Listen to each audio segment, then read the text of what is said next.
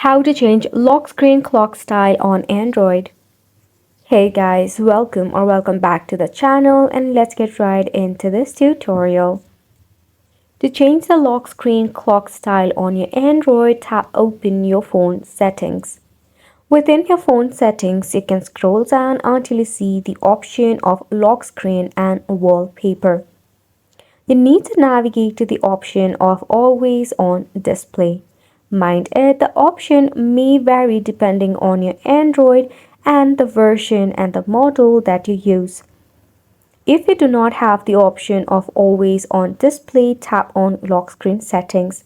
Here you might find the option of always on display.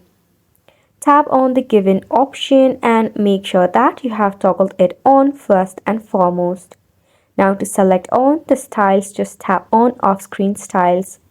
Here you'll find various of style that you can select from.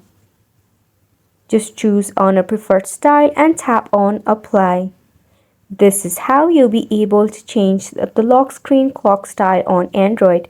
Wasn't it simple? If you wish to do more customization, you will have such option of display mode or customize on your own. It will also vary depending on the Android that you use.